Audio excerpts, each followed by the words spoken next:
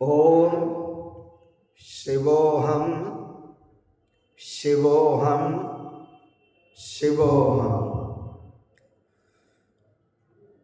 ओम सच्चिदानंद रूपाय विश्वोत्पत्त्यादिहेतवे तापत्रय विनाशाय श्री कृष्णाय वयं नमः। श्री कृष्णाय वयं नमः। ओम अखंडानंद बोधाय शिष्य संतापहारिणे सच्चिदानंद रूपाय तस्मै श्री गुरवे नमः। तस्मै श्री गुरवे नमः। ओम अज्ञानतिमिरान्धस्य ज्ञान अंजन शलाकया चक्षुरुन्मीलितं येन तस्मै श्री गुरवे नमः। तस्मै श्री गुरवे नमः। तस्मै श्री गुरवे नमः। ओम प्रातः स्मरणीय अर्चनीय वंदनीय आनंद कंद सच्चिदानंद स्वरूप भगवान श्री के श्री चरण कमलों में प्रणाम करते हुए सभा के रूप में उपस्थित अनंत आनंद स्वरूप श्रोता वृंद, पूर्व प्रसंग में आप श्रवण कर रहे थे महर्षि अष्टावक जनक संवाद। जितने भी भारतीय संस्कृति में सद्ग्रंथ हैं वह सभी ग्रंथ गुरु शिष्य का संवाद है। गीता दर्शन, कृष्ण अर्जुन संवाद, श्रीमद् भागवत, श्री सुखदेव राजा परीक्षित का संवाद,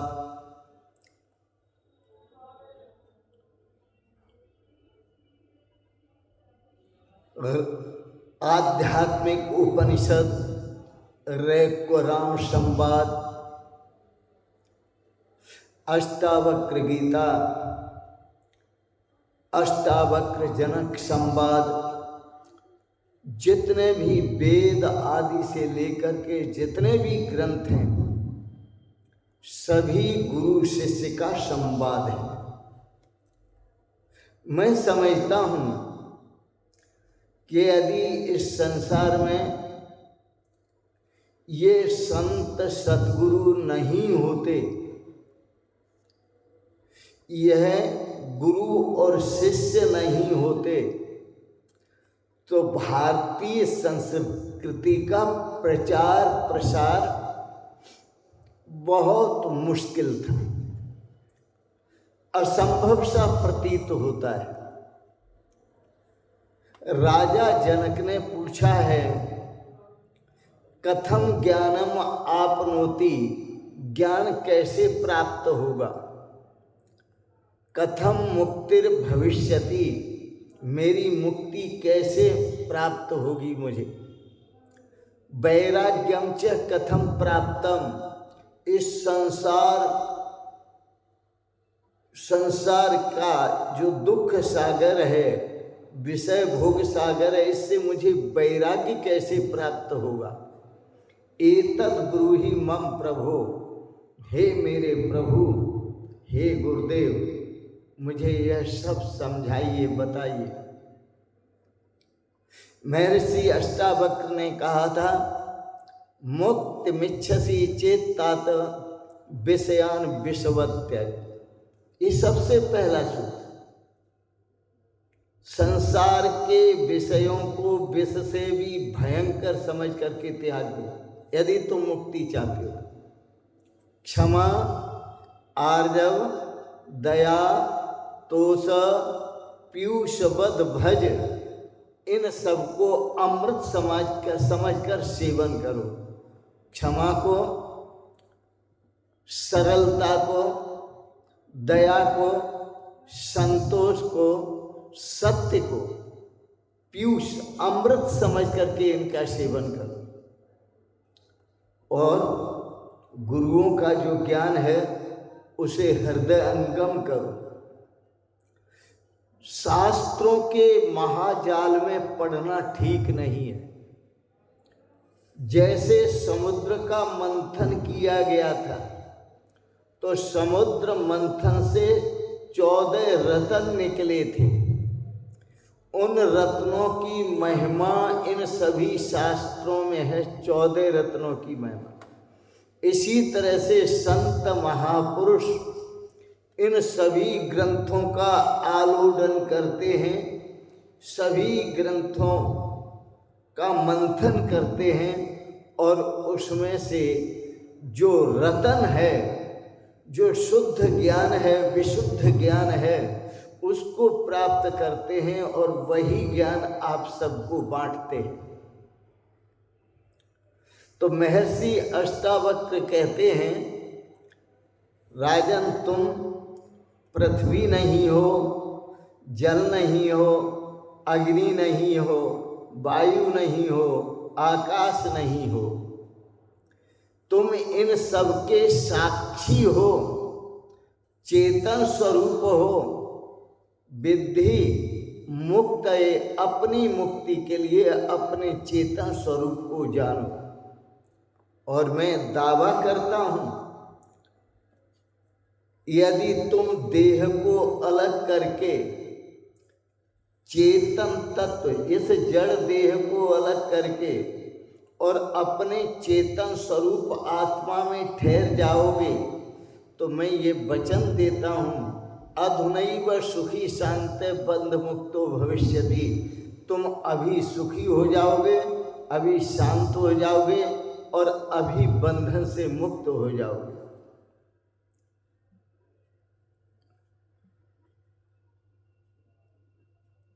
अधुनैव सुखी शांत, अभी सुखी, अभी शांत, अभी बंधन से मुक्त। कितनी सुंदर बात है। ऋषियों के वचन झूठे नहीं होते। इस बात का अनुमोदन भगवान श्री राम ने किया है। भगवान श्री राम ने कहा था, मोर वचन चाहे पड़ जाए फीका, संत वचन पत्थर के लीका। मेरा वचन चाहे फीका पड़ जाए, एक बार को झूठ हो जाए, लेकिन संतों का वचन कभी झूठ नहीं होता। आगे महर्षि अष्टावक्र ने कहा, राजन हे तात, ने तुम विप्रादिको वर्णो, तुम ब्राह्मण नहीं हो, तुम क्षत्रिय नहीं हो, तुम वैश्य नहीं हो, तुम शूद्र नहीं हो। इनमें कोई भी वर्ण तुम्हारा स्वरूप नहीं है। न आश्रमी, न तुम ब्रह्मचारी हो, न तुम वानप्रस्थ हो, न तुम गृहस्थ हो, न वानप्रस्थ हो और न सन्यासी हो। न अक्ष गोचरा, और यह जो आंखों से तुम दिखाई दे रहे हो, यह जो सामने खड़े हुए तुम दिखाई दे रहे हो, यह भी तुम नहीं हो। नकली चेहरा सामने आए, असली सूरत छुपी रहे। यह जो सामने हमें दिखाई दे रहा है तुम्हारा चेहरा, यह तुम्हारा नकली चेहरा है। इसके पीछे असली चेहरा छुपा हुआ है। इसलिए कहा ना अक्ष गोचरा, तुम आंखों से गोचर नहीं हो, आंखों से देखने में नहीं आते। असंगो असी, हे तात तुम तो असंग हो। तुमने कभी जीवन में किसी का संग किया ही नहीं। निराकार हो तुम। यह जो सामने खड़े हो, ये सगुण साकार तुम नहीं हो, तुम तो निर्गुण निराकार हो। विश्व साक्षी सुखी भव, हे तात तुम तो समस्त विश्व के साक्षी हो। सुखी भव, हियर एंड नाउ, अभी और यहीं सुखी हो जाओ। दृष्टि जाती है राजा जनक की। धर्म का क्या होगा, अधर्म का क्या होगा, सुख का क्या होगा, दुख का क्या होगा, ये सभी तो मेरे पीछे पड़े हैं। तो महर्षि अष्टावक्र ने कहा, तात धर्मा अधर्मौ सुखम दुखम मानसानी न तो विभो। सुंदर शब्द प्रयोग किया। हे व्यापक ब्रह्मन, तुम तो व्यापक ब्रह्म हो। सुख और दुख, लाभ और हानि, यश और अपयश, धर्म और अधर्म, ये सब मन के हैं। तुम्हारा इनमें कोई धर्म नहीं है।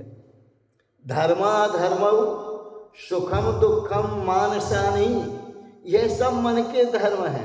न तो विभो, हे व्यापक ब्रह्मन, ये तुम्हारे धर्म नहीं है। तुम न कर्तासी न भोक्तासी मुक्त एवासी सर्वदा।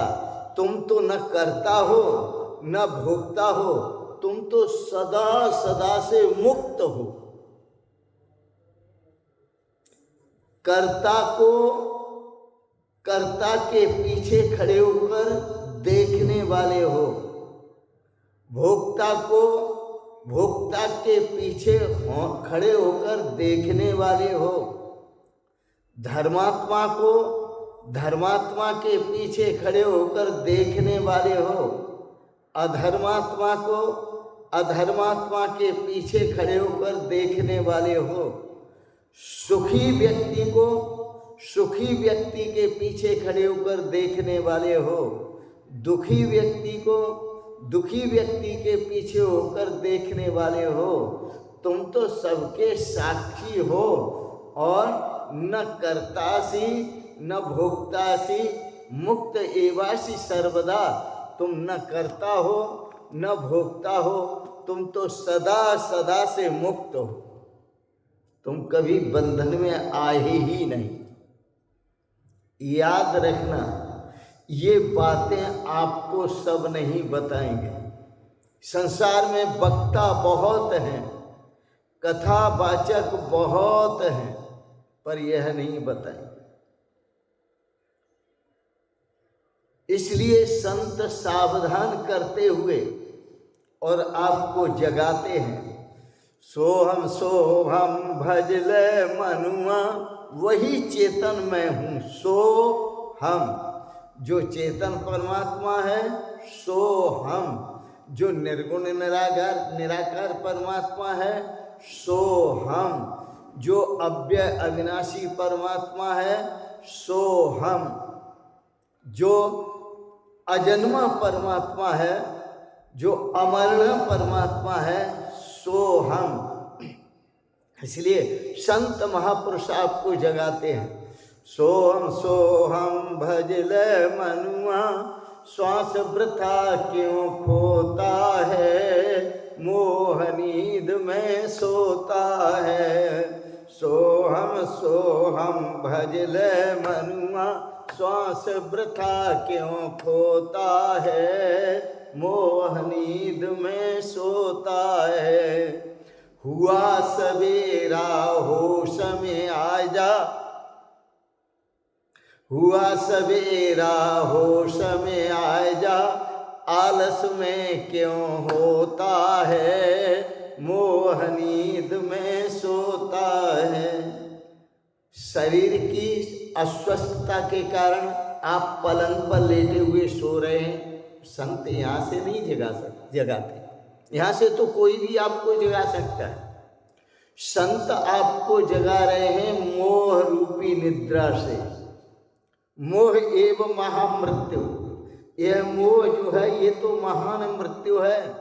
महाराज, मृत्यु में तो आदमी प्राण निकले और गया दुनिया से, परंतु मोह में फंसा हुआ व्यक्ति जो मोह में फंस जाता है, जकड़ जाता है, वो जीता तो है लेकिन न जीता है न मरता है, बहुत दुखी रहता है। इसलिए संत महापुरुष आपको हिला रहे हैं, झकझोर रहे हैं, जगा रहे हैं। सोहम भजले मनुआ, श्वास वृथा क्यों खोता है, मोह नींद में सोता है।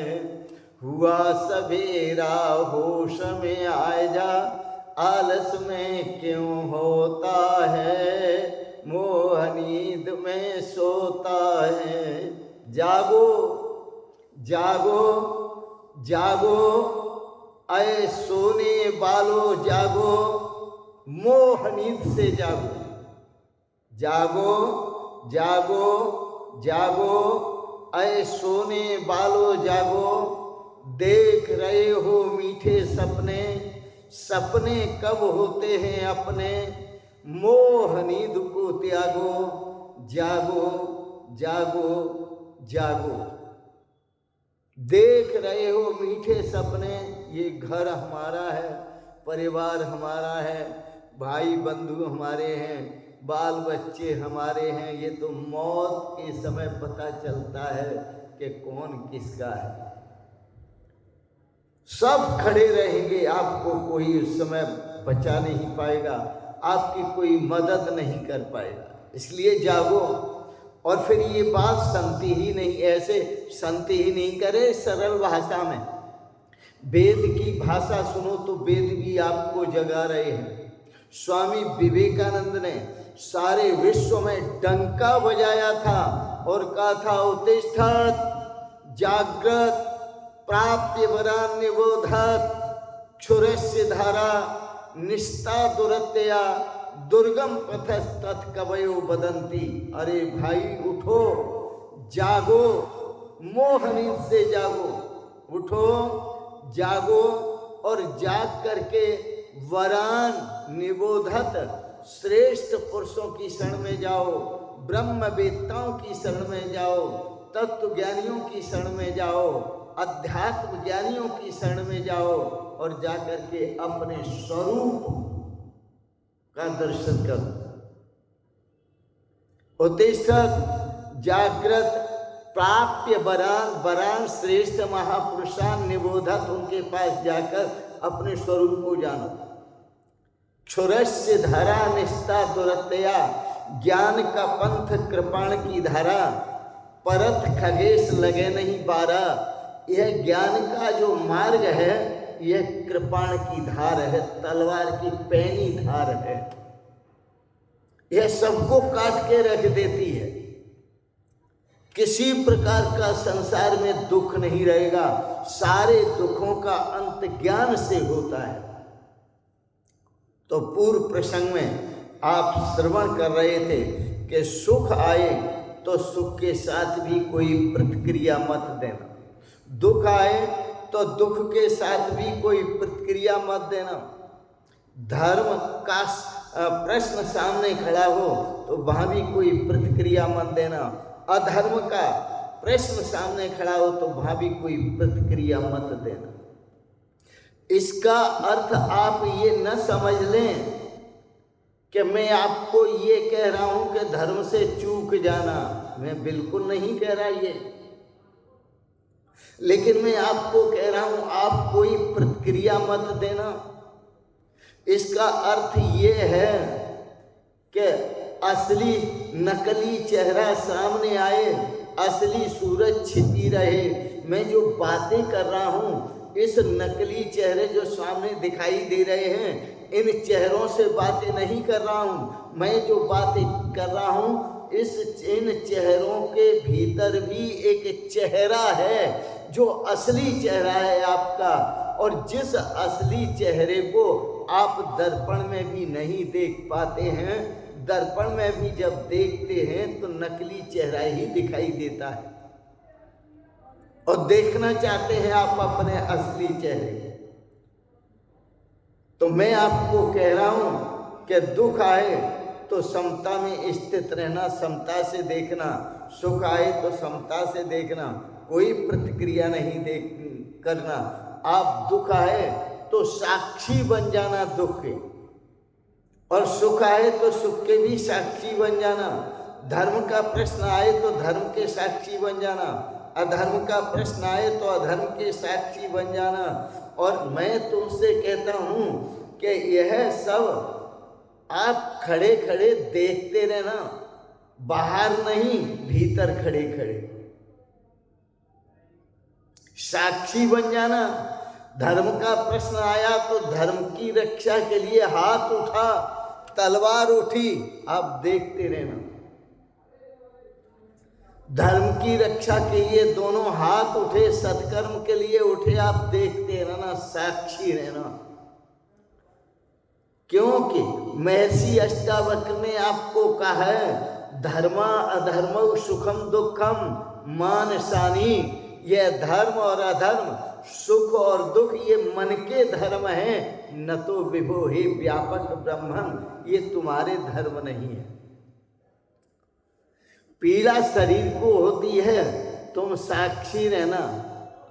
बुद्ध भगवान भी साक्षी होकर खड़े रहे थे, महावीर भगवान साक्षी होकर खड़े रहे थे। और जिनके 100 पुत्र थे, इसी जैन धर्म की परंपरा में वह भी तीर्थंकर साक्षी होकर के खड़े रहे थे। आप सभी जानते हैं उनके नाम। देखते रहो, सिर्फ साक्षी रहो, जानते रहो, पर ये मत समझो कि यह पीड़ा आई है तो पीड़ा मुझे हो रही है, यह सुख आया है तो सुख मुझे हो रहा है, दुख आया है तो दुख मुझे हो रहा है, धर्म आया है तो धर्म का मैं आचरण कर रहा हूँ, और अधर्म है आया तो अधर्म का आचरण मैं कर रहा हूँ। अरे मानसानी न तो विभो हे व्यापक ब्रह्मन, इनमें तुम्हारा कोई भी धर्म नहीं है। मैं आपको एक उदाहरण के साथ बात कहूं कि यह शरीर अस्वस्थ है और तुम सदा स्वस्थ हो। यह शरीर गेय है, तुम ज्ञाता हो इसके। यह शरीर गेय है, तुम ज्ञाता हो इसके। इस शरीर में कहाँ पर खामियां है, इन समस्त खामियों को, कहाँ दर्द, डॉक्टर को भी पता नहीं चलता है। डॉक्टर आपसे पूछता है, भाई बताओ क्या तकलीफ है आपको, तो आप कहते हो इधर दर्द है, इधर दर्द है, डॉक्टर को भी पता नहीं होता। तो आप इस शरीर के साक्षी हैं, आप दर्दों के साक्षी हैं, आप पीड़ाओं के साक्षी हैं, आप कर्मों के साक्षी हैं, आप भोगों के भी साक्षी हैं। कौन भोगता है भोगों को, इसके भी आप साक्षी हैं, लेकिन आप भोगता नहीं हैं, आप करता नहीं हैं। आपने शरीर के साथ तादात्म्य कर रखा है, इसलिए आप मैं को शरीर के साथ जोड़ देते हैं। वरना पहचानो कि मैं इन समस्त क्रियाओं को जानने वाला हूँ, शरीर को भी जानने वाला हूँ, मैं ज्ञाता हूँ, मैं ज्ञाता स्वरूप हूँ, ज्ञान स्वरूप हूँ। आपको एक सुंदर उदाहरण देता हूँ, बहुत व्यवहारिक उदाहरण है, इसे समझे आप। आपके घर में आग लग गई, मैं नहीं कहता हूं कि लग गई, एक उदाहरण के तौर पर। जब घर में आग लगी और मैं कहता हूं आप साक्षी हैं, तो इसका मतलब मैं ये नहीं कहता हूं कि घर में आग लग गई चारों तरफ से और आप घिर गए तो आप घर में बैठे ही रहें, आप जलेंगे नहीं। आप आग के साक्षी हैं। मैं ऐसा नहीं कह रहा कि आप बैठे ही रहें घर में। यदि बैठे रहेंगे तो जिस शरीर से आप धर्म करते हैं, धर्मा अधर्म आचरण करते हैं, सुख दुख महसूस करते हैं, वह शरीर ही जल जाएगा। तो मैं ये नहीं कह रहा कि आग लगी है घर में तो आप घर में ही बैठे रहें, लेकिन जो धर्म है उसका आप आचरण करें कि घर से बाहर भागने का धर्म है, उस समय घर से बाहर हो जाएं और प्रयास करें घर में लगी हुई आग को बुझाने का। पर रहें आप साक्षी कि आग घर में लगी है, अब ये घर से बाहर गया है तो शरीर गया है, और आग लगी हुई घर में उसको बुझा रहा है तो शरीर ही बुझा रहा है। मैं उस घर का भी साक्षी हूँ, इस शरीर रूपी घर का भी साक्षी हूँ। मैं देखने का, मैं जलते हुए घर को देख रहा हूँ, मैं साक्षी हूँ। अब बुझाते हुए घर को देख रहा हूँ तो भी मैं साक्षी हूँ। मैं जल नहीं हूँ, मैं आग नहीं हूँ, मैं घर नहीं हूँ। न तो मैं घर हूँ, न मैं जल हूँ, न मैं आग हूँ, और न मैं बुझाने वाला हूँ, न मैं भागने वाला हूँ, और न मैं जलाने वाला हूँ। इनमें से मैं कोई नहीं हूँ, मैं केवल साक्षी हूँ। विश्व साक्षी सुखी भव। पहले कह चुके हैं कि तुम विश्व के साक्षी हो, सुखी हो जाओ, ज्ञाता स्वरूप को जानो। तो इस प्रकार से अपनी प्रतिक्रिया को शून्य रखो। घर की प्रतिक्रिया होगी, धर्म अधर्म की प्रतिक्रिया होगी, सुख दुख की प्रतिक्रिया होगी, शरीर की प्रतिक्रिया होगी। लेकिन ये समस्त प्रतिक्रियाओं के होने पर तुमने अपने आप को समझना है कि मैं साक्षी हूँ, इनमें कोई भी प्रतिक्रिया मेरी नहीं है। भगवान बुद्ध से बड़ा कोई करुणावान नहीं है। महर्षि तो भगवान बुद्ध जो थे वो पत्थर नहीं हो गए थे कि आग लगे घर में तो वो पत्थर हो गए हों, तो न जलेंगे पत्थर। महर्षि अष्टावक्र यदि वो अक्रिय हो गए, महर्षि अष्टावक्र दृष्टा हो गए, साक्षी हो गए, तो इसका मतलब ये नहीं है कि वो पत्थर हो गए, अब कोई घटना नहीं घटेगी। उनके पास भी महाकरुणा उतरी, महाकरुणा बहती है। तुम कहीं मेरी बातों की गलत व्याख्या मत कर लेना,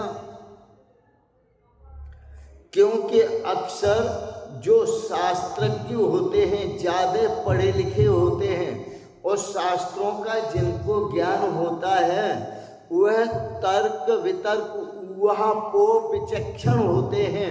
वह तर्क में वितर्क में वह बड़े माहिर होते हैं, बड़े चतुर होते हैं, बड़े दक्ष होते हैं।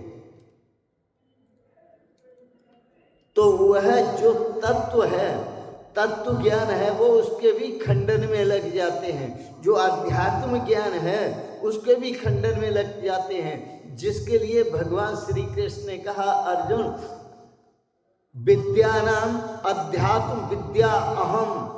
जितनी भी विद्याएं हैं उन सभी विद्याओं में मैं अध्यात्म विद्या हूँ। क्योंकि वह जो शास्त्रज्ञ होते हैं उन्होंने सभी शास्त्रों को पढ़ लिया है, उन्होंने सभी शास्त्रों को सुन लिया है, उन्होंने सभी शास्त्रों का ज्ञान इकट्ठा कर लिया है। काफ़ी उन्होंने ग्रंथों में चक्कर मार लिया, यानी बार बार आलोडन कर लिया, बार बार पढ़ लिया है। अब उन्हें लगता है कि हमें महापुरुषों की वाणी सुनने की जरूरत नहीं है।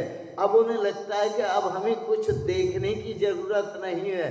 अब हमें लगता है कि चीज़ों को विकृत करना ठीक नहीं है, संसार की जैसी हैं वैसे ही देखना है। तो उसी दृष्टि से वो देखते हैं जिस दृष्टि से पहले देखते रहे थे।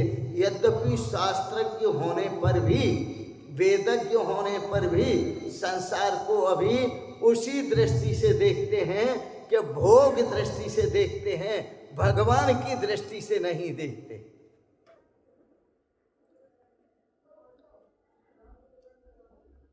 महर्षि दयानंद ने जो ज्ञान दिया था वो भी अद्भुत ज्ञान था, जिस ज्ञान में महर्षि दयानंद स्थित थे, निर्गुण निराकार के ज्ञान में। वो निर्गुण निराकार स्वरूप में स्थित थे, पर कहाँ वहाँ भी निर्गुण निराकार स्वरूप का उपदेश देते हैं? वो भी नहीं देते। वो भी कहते हैं अधिक से अधिक यज्ञ करो, और यज्ञ ही भगवान का स्वरूप है। और यज्ञ भगवान श्री कृष्ण कहते हैं कि सृष्टि के आदि में जब ब्रह्मा ने सृष्टि की थी तो तुम्हारी सुख सुविधाओं के लिए इस यज्ञ की रचना की थी, तो जितने भी सुख भोग हैं, उन सारे सुख भोगों को प्राप्त करने के लिए यज्ञ करो। और प्रार्थना भी ऐसी ही करते हैं। मैं किसी का खंडन नहीं करता, मैं सिर्फ ये कह रहा हूं कि जो संसारिक भोगों को चाहते हैं, उनकी ये भाषाएं हैं कि यज्ञ देव प्रभु हमारे भाव उज्ज्वल कीजिए, छोड़ देवें छल कपट को, मानसिक बल दीजिए, वेद की बोले रचाएं, सत्य को धारण करें। तो बड़ा सुंदर है यह ज्ञान, अत्यंत सुंदर है, बड़ा प्रेरणादायक है, जीवन को सुंदर बनाने वाला है, जीवन में 4 चांद लगाने वाला है, जीवन की वृत्तियों को और सुंदर बनाने वाला है, जीवन की वृत्तियों को और साफ सुथरा उज्जवल बनाने वाला है। क्योंकि चित्तस्य शुद्धये कर्म, जितने भी कर्म किए जाते हैं यज्ञ आदि, वह चित्त की शुद्धि के लिए किए जाते हैं, अंतःकरण की शुद्धि के लिए किए जाते हैं, जीवन शुद्धि के लिए किए जाते हैं। और इसलिए वह भी बहुत जरूरी है, वेदों का प्रचार और वैदिक संस्कृति का प्रचार बहुत जरूरी है। लेकिन मैं जो कह रहा हूं आपको, मैं कुछ और कह रहा हूं। मैं आपको कह रहा हूं, आप वैदिक संस्कृति का प्रचार जिस चेहरे से करते हैं, आप भगवान के गीत जिस चेहरे से गाते हैं, आप भगवान की प्रार्थना के मंत्र जिस चेहरे से बोलते हैं, आप भगवान की स्तुतियां जिस चेहरे से बोलती हैं, मैं तो आपसे ये पूछ रहा हूं, वो आप हैं कौन? आप उस चेहरे को जाने जो इस चेहरे को, जिस चेहरे से स्तुति की जा रही है, जो इस चेहरे को भी जानता है, और जिन चेहरों की स्तुति की जा रही है, जिन चेहरों की, जिस प्रभु की, जिस परमात्मा की स्तुति की जा रही है, जो उसको भी जानता है, दोनों को जो जानता है, स्तुति करने वाले को भी जानता है, जिसकी स्तुति की जा रही है उसको भी जानता है। तो मैं आपसे पूछता हूं कि अपने चेहरे के पीछे जो चुपचाप खड़ा हुआ दूसरा चेहरा है, जो रुका हुआ है, जो ठहरा हुआ है, जो स्थिर है, जो शाश्वत है, वो चेहरा मैं आपका देखना चाहता हूं, और उसी चेहरे को देखने की मैं आपको प्रेरणा दे रहा हूं। अपने चेहरे, ये जो चेहरा दिखता है, मैंने आपको कहा था नकली सूरत सामने आए, असली सूरत छुपी रहे। यह जो चेहरा है, यह सामने आया है। मैं आपको एक और उदाहरण दूं नकली चेहरे का और असली चेहरे का, फिर बात समझ में आ जाएगी। जैन धर्म प्रवर्तक महावीर भगवान, जैनियों के बहुत आश्रम हैं, और अक्सर पहले ये परंपरा देखी जाती थी कि जैनियों के आश्रम में ठहरने के लिए कोई सन्यासी पहुंचता था, तो वो पहले उस सन्यासी से जैन धर्म के धर्माचार्य संत प्रश्न करते थे, और जब प्रश्न करते थे तो उनके प्रश्न का जो उत्तर दे देता था, उस सन्यासी को, उस संत को, उस बैरागी को कहते थे आइए भगवान ठहरिए। उसको जगह देते थे अपने स्थानों में, अपने आश्रम में, जो जैन धर्म के आश्रम बने हैं। और यदि उनके प्रश्न का उत्तर नहीं दिया तो आप जाइए यहाँ से। इसका मतलब आप फर्जी संत हैं, आप नकली संत हैं, आप असली संत नहीं हैं। वो असली संत उसको मानते थे जो जैन धर्म के जो आचार्य हैं, असली संत उसको मानते थे जो उनके प्रश्न का उत्तर दे देता था। अब आप सोचेंगे कि वो जो है असली प्रश्न, वो प्रश्न कौन सा है जिसका असली उत्तर चाहिए? तो वो ठहरने के लिए जो भी संत उनके आश्रम के दरवाजे पर, जैन धर्म के मठ के दरवाजे पर आता था, तो वो एक प्रश्न करते थे संत से। बताऊं नहीं बताऊं आपको? बड़ा मस्त प्रश्न है। वो प्रश्न करते थे, हु आर यू? तुम कौन हो? तो सामने से उत्तर मिलता था, क्या मेरे से पूछ रहे हैं तुम कौन हो? मैं सामने खड़ा तो हूं। फिर वो कहते थे, what is your original face? तुम्हारा जो असली चेहरा है वो क्या है? ये जो सामने दिखाई दे रहा है, ये तो तुम्हारा नकली चेहरा है। मैं इस चेहरे की बात नहीं कर रहा हूं। जैन संत कहते थे, what is your original face? मैं तुम्हारे असली चेहरे को देखना चाहता हूं। वो असली चेहरा कौन सा है? तुम कौन हो और तुम्हारा असली चेहरा क्या है? इन प्रश्नों का जिसने उत्तर दे दिया वो तो उनके यहाँ विश्राम करे, वरना कोई विश्राम नहीं, किसी को विश्राम करने की जगह नहीं देते थे। महाराज एक संत आ गए, बड़े अच्छे पहुंचे हुए संत थे। यह प्रश्न उस संतों से किया। जैन धर्म के आचार्य ने कहा, बताओ हु आर यू? तुम कौन हो? उन्होंने कहा, मैं सामने खड़ा हूं। जैन धर्म के आचार्य बोले, ये उत्तर नहीं हो सकता। What is your original face? तुम्हारा असली चेहरा क्या है वो दिखाओ। तो वो जो संत था, बड़ा फक्कड़ टाइप संत था, उसने क्या किया कि उस जैन संत के गाल पर जोर से चांटा दिया। और जब जोर से चांटा दिया तो वह जैन संत कहता है, आइए भगवान ठहरिए। और जब जाकर के भवन में ठहरे तो दोनों संतों का आसन लगा हुआ है, जैन संत का भी लगा हुआ है और उस अतिथि संत का भी आसन लगा हुआ है। दोनों ठहरते हैं। भोजन के समय भोजन भी किया गया और रात को विश्राम किया गया। विश्राम करने से पहले थोड़ा वार्तालाप हुआ उनमें। वो संत बोले, मठाधारी संत बोले, मठाधीश, कि मैं ये जानना चाहता हूं कि मैंने जो आपसे प्रश्न किया था, उस मेरे प्रश्न का आपने क्या उत्तर दिया? वह मठाधीश संत पूछते हैं कि जो मैंने प्रश्न किया था, उस मेरे प्रश्न का आपने क्या उत्तर दिया?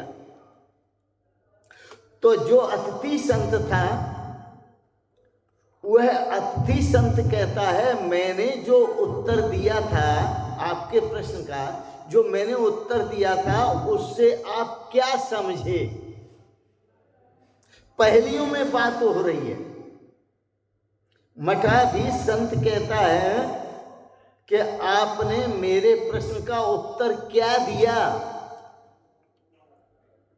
अतिथि संत कहता है, मैंने जो उत्तर दिया उससे आप क्या समझे? पहले ये बताओ, क्या समझे आप? वो संत बोला कि मैं ये समझा कि नकली चेहरे से असली चेहरा देखना चाहते हो। नकली चेहरे से असली चेहरे के प्रश्न कर रहे हो।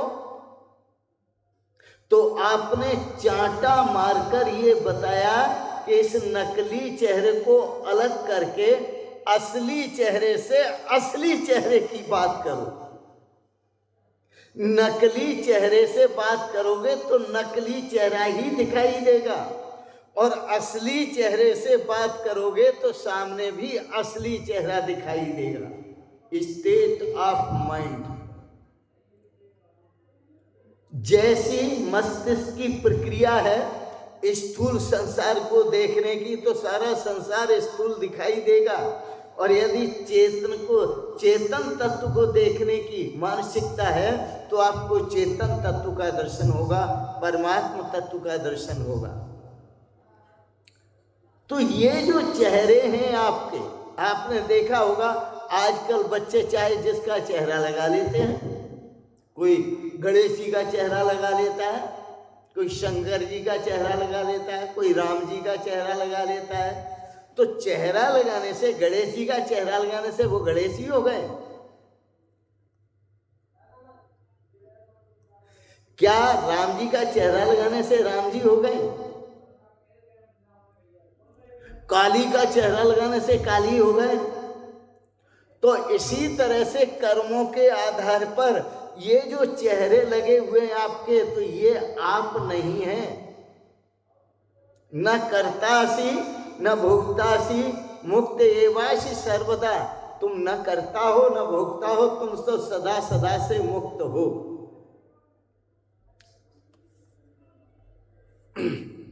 ये चेहरे सब मुखौटे हैं, ये बुद्धिमानी के नहीं है।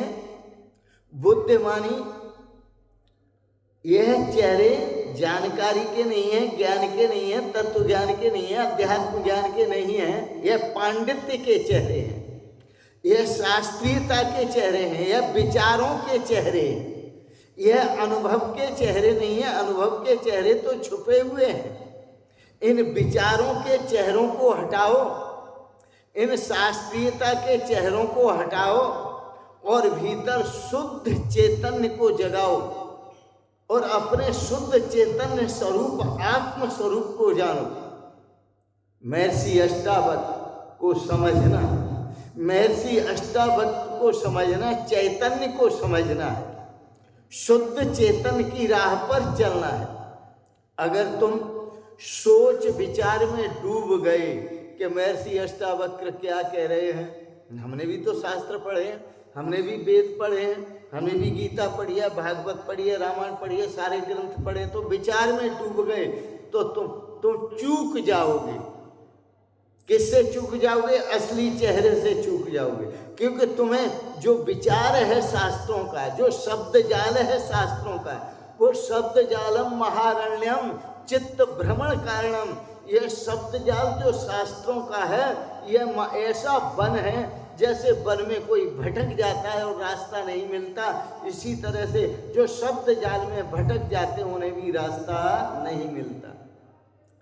इसलिए महर्षि अष्टावक्र को समझना हो तो केवल इन शब्दों से समझो। महावीर भगवान को समझना है, ऋषभदेव भगवान को समझना है, भगवान श्री राम को समझना है, भगवान श्री कृष्ण को समझना है, महर्षि रैक को समझना है, महर्षि अष्टावक्र को समझना है। तो इन शब्दों से समझो, one who has deliver the message, यह एक पैगंबर है जो आपको उस चेतन, जिस चेतन की खोज, जिस चेतन स्वरूप परमात्मा की आप खोज रहे हैं, उसकी आपको सूचना देते हैं कि जिस चेतन स्वरूप परमात्मा को आप खोज रहे हैं, तत्त्वमसि, वही परमात्मा तुम हो। जिस आनंद स्वरूप परमात्मा को आप खोज रहे हो, तत्त्वमसि, वह आनंद स्वरूप परमात्मा तुम ही हो। जिस परम सुख स्वरूप परमात्मा को खोज रहे हो, वह परम सुख स्वरूप परमात्मा तुम ही हो। तुम अपने, क्योंकि यह महापुरुष जितने भी हुए हैं वो सब संदेश वाहक हैं,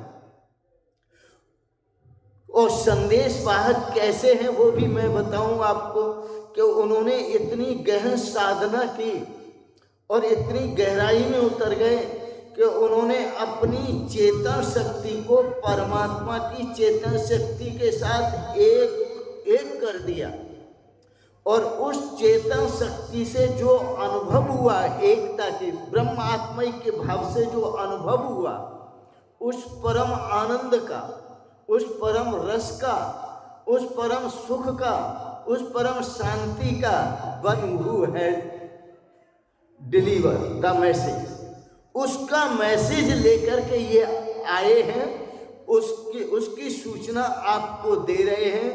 यह एकमात्र एक संदेश वाहक है जितने भी महापुरुष हों। इसलिए जैनियों को, जितने महापुरुष हुए जैनियों में, उनको पैगंबर कहा जाता है।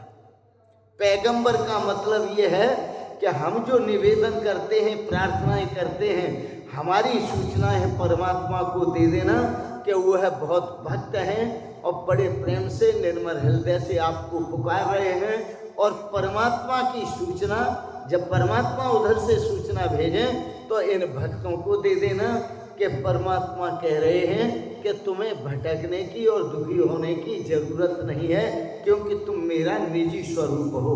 मैं साक्षी हूँ, तुम भी साक्षी हो। मैं सुख स्वरूप हूँ, तुम भी सुख स्वरूप हो। मैं आनंद स्वरूप हूँ, तुम भी आनंद स्वरूप हो। तुम अपने आनंद स्वरूप को पहचानो। मत कहो कि मैं दुख हूं कि मैं सुख हूं। तुम दोनों को जानने वाले हो। रात आती है, तुम रात को जानते हो। दिन आता है, आप दिन को जानते हो। सूर्य निकलता है, आप सूर्य को जानते हो। सूर्य छुपता है, आप सूर्य को जानते हो। शरीर का जन्म होता है, आप जानते हो। शरीर जन्म होके बाल अवस्था आती है, जानते हो। कुमार अवस्था आती है, जानते हो। जवानी आती है, जानते हो। बुढ़ापा आता है, जानते हो। और ये सब चले जाते हैं, उनको भी आप जानते हो। आप तो जानने वाले साक्षी हो, इन सबके पार हो, इन सबसे अलग हो। तुम इन सबसे अतीत हो, ऊपर हो। तुम एक हो, अद्वैत हो। तुमने इनके साथ तादात्म्य कर रखा है, इसलिए तुम भटक गए हो। वरना इन सबके तुम दृष्टा हो, साक्षी हो। महर्षि अष्टावक्र की भाषा को पहचानो, उनके संदेश को जानो। विश्व साक्षी सुखी भव। तुम तो समस्त विश्व के साक्षी हो, समस्त प्रक्रियाओं के साक्षी हो, समस्त रूपों के साक्षी हो। तुम सर्व के साक्षी हो। इसलिए भगवान श्री कृष्ण भी इस धरातल पर आकर के कहा था, अर्जुन अहम आत्मा गुडाकेश, मैं आत्मा हूं, मैं साक्षी हूं, मैं नित्य हूं, मैं चेतन हूं, मैं निर्गुण हूं, मैं अजन्मा हूं, मैं अव्यक्त हूं, मैं शाश्वत हूं। यही अनुभव आपको करना पड़ेगा और यही अनुभव आपको संसार सागर से पार करेगा और संसार से मुक्ति दिलाएगा। आपको अपने जीवन में श्रेय और आनंद की प्राप्ति कराएगा। तो आज के प्रसंगत मैं यही वाणी को विराम दूंगा। बस महर्षि अष्टावक्र की बात को याद रखो, एको दृष्टासी, आप अकेले दृष्टा हैं। विश्व साक्षी सुखी भव, आप समस्त संसार के साक्षी हैं। आप सुखी हो जाओ अभी और यहीं। इन शब्दों के साथ ही वाणी को विराम देते हुए आज के प्रसंग आपने जो अध्यात्म तत्व ज्ञान पूर्ण चर्चाओं को श्रवण किया, इसके लिए बहुत बहुत अनुग्रहित हूँ और आप सबके प्रति कोटि से मंगलमयी शुभकामनाएं करते हुए भगवान से प्रार्थना करता हूँ कि भगवान आपको सपरिवार इष्ट मित्रों से परिकर से सदा स्वस्थ और सुखी रखें और आपकी भी देह आत्म बुद्धि से मुक्ति दिलाएं और उस परम चेतन में आपको स्थित करें। भगवान की कृपा आप पर सदा बरसती रहे, आपके परिवार पर बरसती रहे और आप सदा स्वस्थ और सुखी रहें। इन शब्दों के साथ आपको बहुत बहुत शुभकामनाएं, बहुत बहुत आशीर्वाद और बहुत बहुत प्रणाम प्रणाम प्रणाम। शिवोहम शिवोहम शिवोहम।